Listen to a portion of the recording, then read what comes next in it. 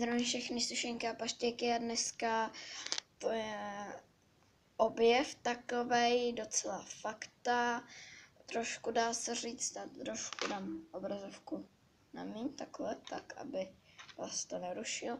Děkuji. Já se přišla na něco velmi zajímavého. Ono se říká, že Mengele krade zobák Tojčiky.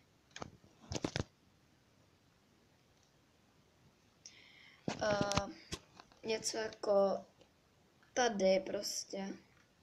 Ten obrázek určitě znáte. Já se přišla, trošku zesvětlím, ty na to nevidím já totiž, děkuji.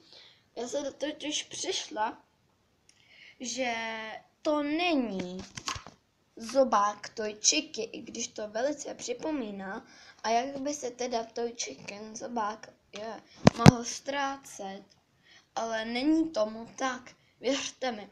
Pokud se kouknete třeba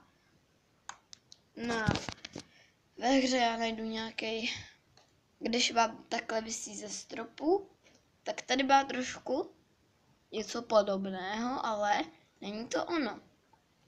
A taky má Mengele motýlek na krku. Na krku!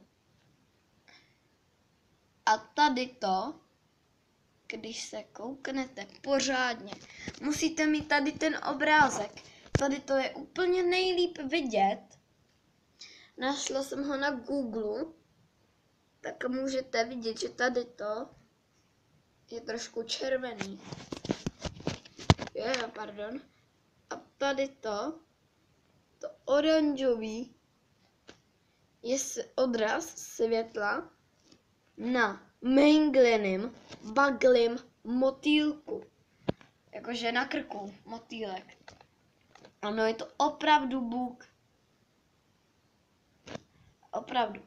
Ať se kouknete na jakýkoliv obrázek, teda pokud to není nějaký fan art, no tak můžete opravdu vidět, že Mengele nosí motýlka. Tady to vidět není. Opravdu Mengele nosí motýlky. Já najdu nějaký, počkejte. No, přesně tady na tom obrázku, to je vidět taky prostě.